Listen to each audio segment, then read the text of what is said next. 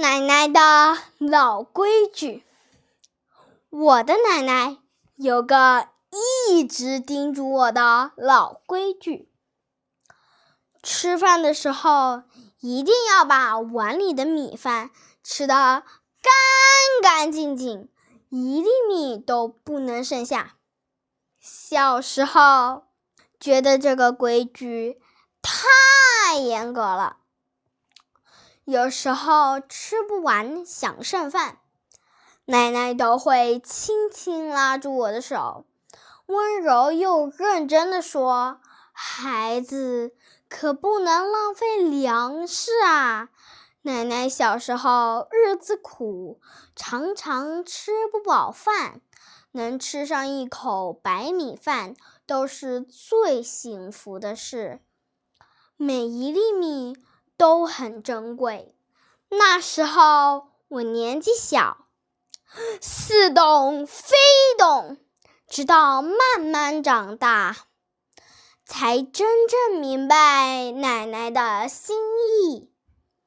我知道碗里香喷喷的米饭来之不易，农民伯伯春天要忙着播种，夏天顶着烈日浇水、施肥、除草，秋天要忙碌着收获，流了数不清的汗水，才能换来我们碗里的粮食。我还从新闻里看到，国外有些地方一直在打仗，那里的小朋友没有安稳的家，连一口热饭都吃不上，经常饿肚子，看着特别让人心痛。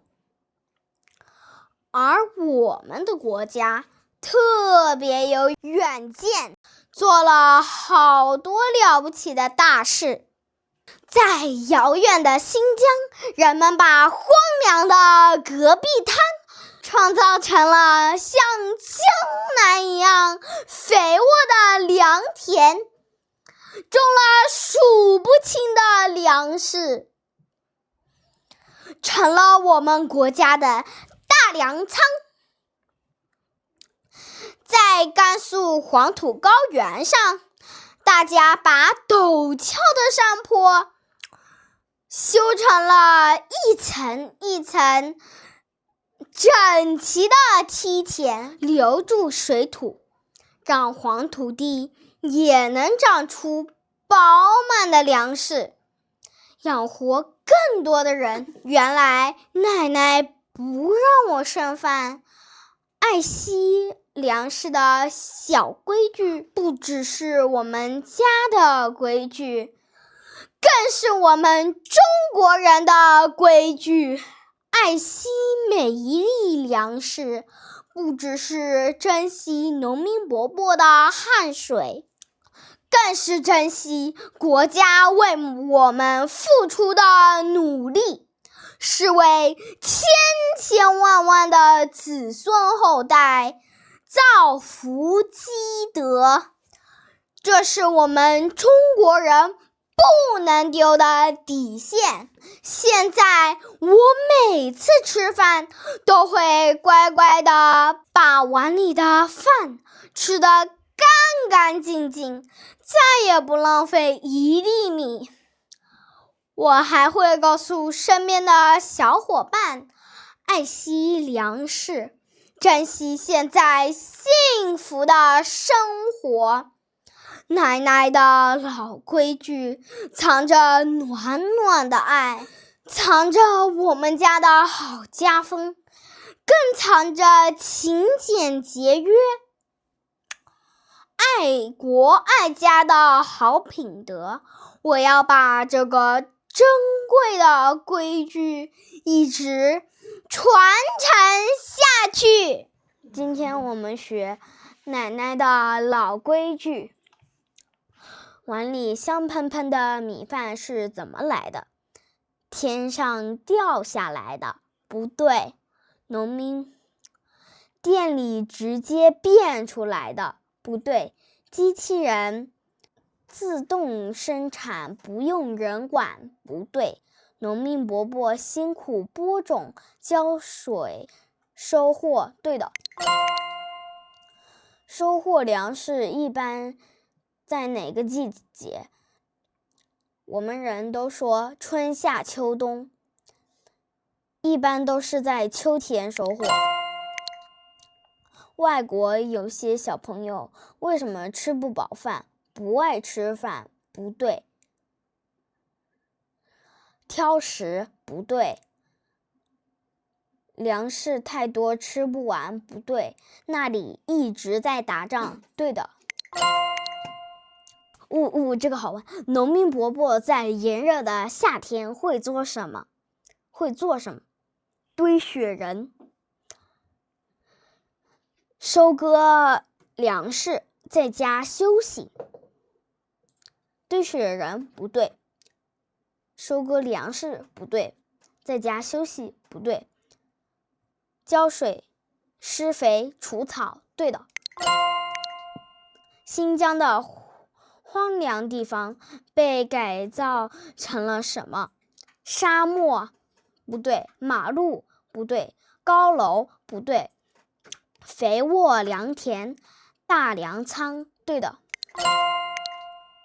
农民伯伯在哪个季节忙着播种？春夏秋冬。春天。奶奶为什么不让我浪费粮食？奶奶不喜欢吃饭，不对。米饭不好吃，不对。米饭太多了，不对。奶奶小时候日子苦，粮食很珍贵，对的。爱惜粮食是珍惜谁的汗水？老师，不对。医生，不对。司机叔叔，不对。农民伯伯，对的。收获粮食一般在哪个季节？春夏秋冬。秋天。奶奶的老规矩藏着什么？只有辛苦，不对。只有严厉，不对。只有麻烦，不对。暖暖的爱，好家风，好品德，对的。梯田最大的好处是什么？方便骑车，不对。方便玩耍，不对。好看就行，不对。留住水土，长出更多粮食，对的。奶奶，老规矩，爱惜粮食，不剩饭，节约，珍惜，来之不易，农民汗水，家风，爱国爱家，传承。为什么每一粒米都很珍贵？奶奶的老规矩是一粒米都不能剩下，每一粒粮食都很珍贵。我们应该不浪费粮食，珍惜现在的生活。粮食的来之不易，春天播种，夏天浇水施肥。奶奶的老规矩是吃饭要把米饭吃得干干净净，一粒米都不能省。每一粒粮食都很珍贵，来之不易，凝聚着农民伯伯的汗水。爱惜粮食不只是家规，更是中国人的规矩，是不能丢的底线。